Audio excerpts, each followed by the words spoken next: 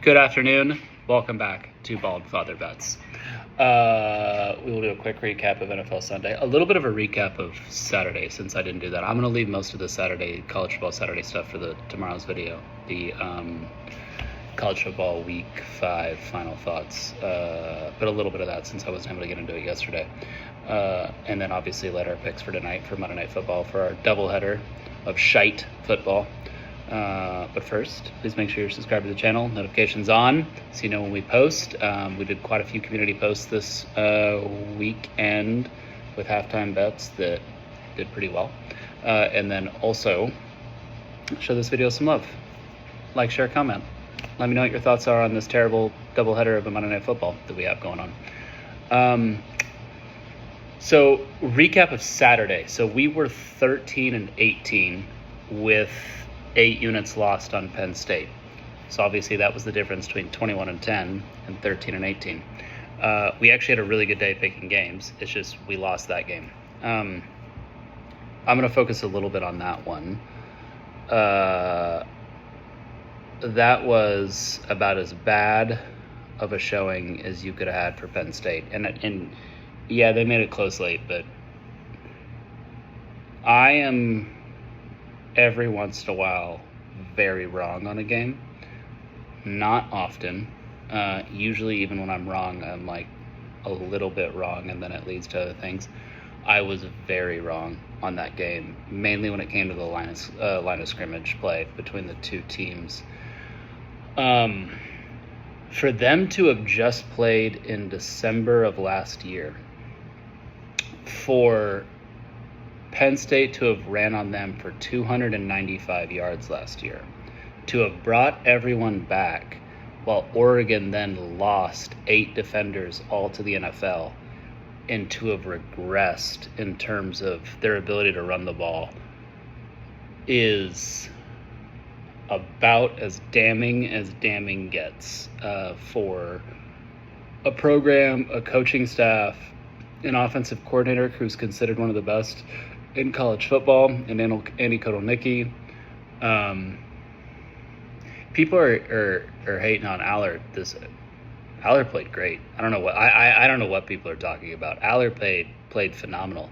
When they finally let him loose in the fourth quarter, he almost brought him back and won him the game. Yeah, he throws a pick there at the very end, but that was an amazing interception by the Oregon defender. Allard was the best player for Penn State all day. I don't his legs. He got him first downs when every first down that Penn State got, it felt like they were pulling teeth to get the first down. It was so hard for them to do it. And he was the reason that they were able to push forward for anything. I'm not out on Penn State entirely.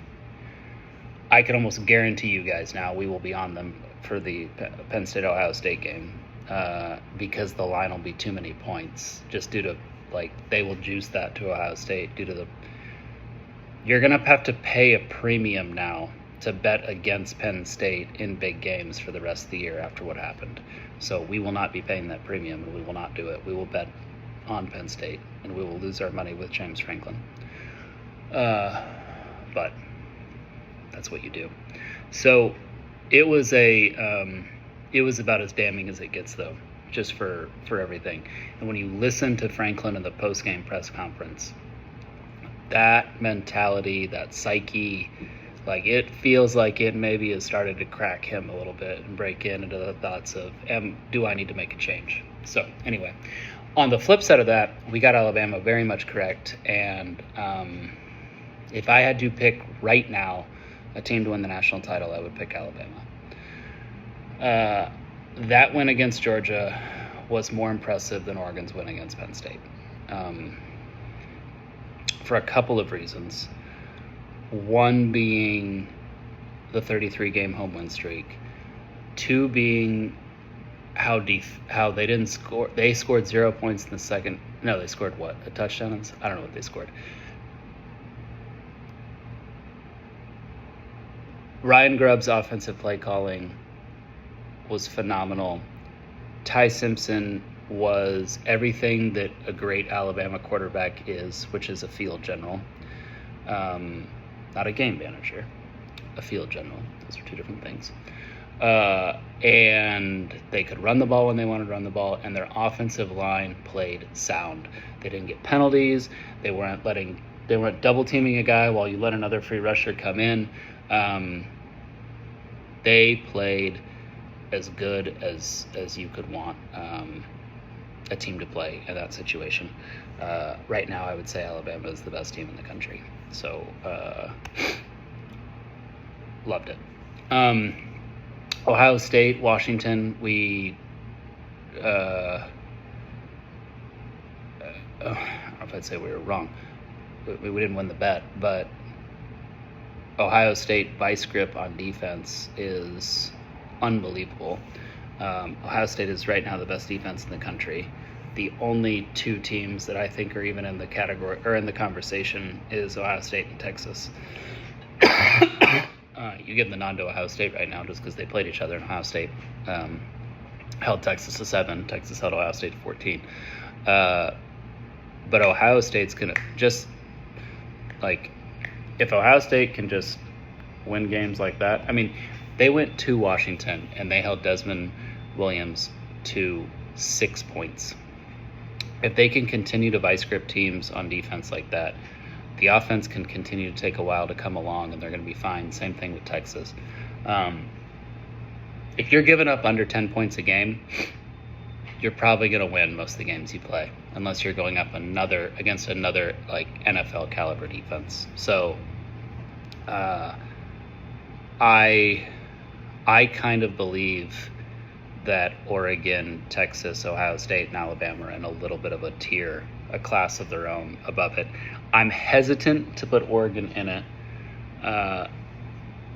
but it's pretty hard to deny what they did at Penn State. I just don't know if when push comes to shove, Oregon is in that same tier as Alabama, Texas, and Ohio State. But we'll see. We'll see as things move on.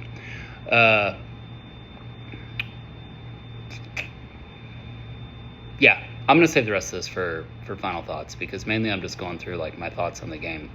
The recap is that we went 13-18 in terms of betting, and the difference there was that 8 units. That was 21-10 versus 13-18. Then on Sunday, we finally had a vintage Bald Feather Bets day where we went 29-11. Yeah. And we were on the Colts. So that one honestly probably should have been a win. And we're on the Raiders. So honestly, we went 29-11, and some of the 50-50 games didn't go our way, but we still had a great day. Favorite pick was that last one. Told you guys the Cowboys. That I told you how I thought that game was going to go, and that went exactly the way I thought it was going to go. You're sitting there and you're just like, how is this Cowboys team doing this right now? They're not as good.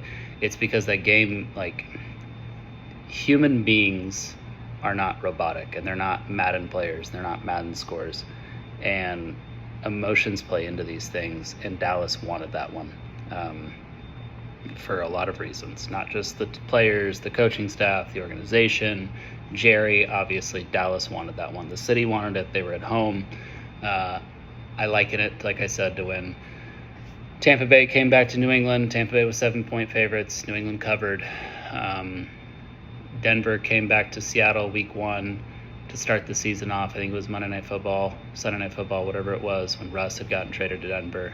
Seattle covered and won as like 8-point dogs. There's human being aspects to this that you get up for things like that in life, and Dallas got up for it. Even with all the injuries, they got up for it. Also, a big factor of that is how injured Green Bay's offensive line is. Like, that was another reason why 7 points is too much. But anyway, great day for us NFL-wise. I will save I got a lot of thoughts on the Eagles, on Tampa Bay, on New England, on Buffalo, on the Lions. I got a lot of thoughts. I'll save it for Wednesday's NFL Final Thoughts video. For now, let's get to the picks for tonight. We're taking the Jets plus the 3. We're doing that for 2 units. I do not like it. In fact, I fucking hate it. But I would hate it if we picked the Dolphins. I hate this game. If if we did anything other than against the spread picks on Bald Father Bets, I would tell you to just bet the under, because I hate these teams. But we don't do that.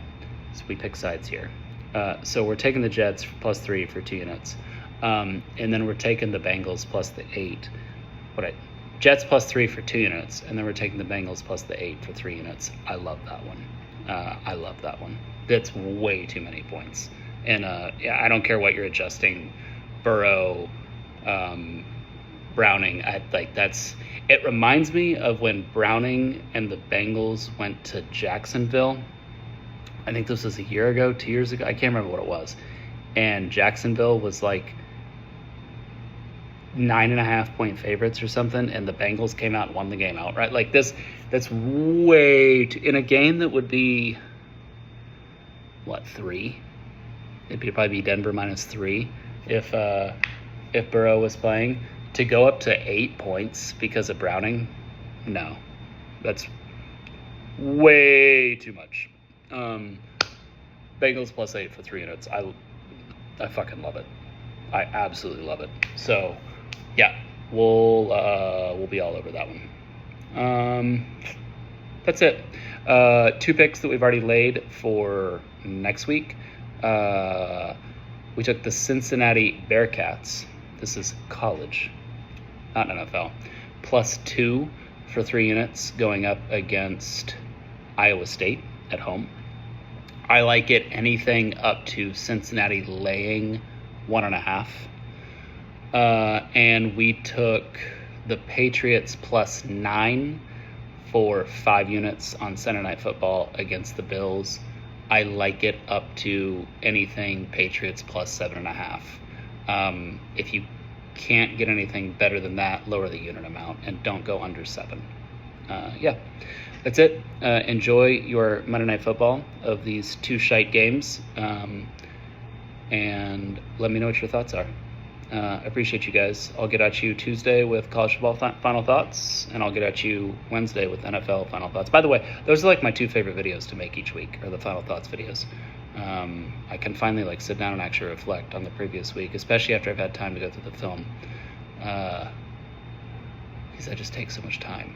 But anyway, that's my favorite. Those are my favorite videos. They're awesome.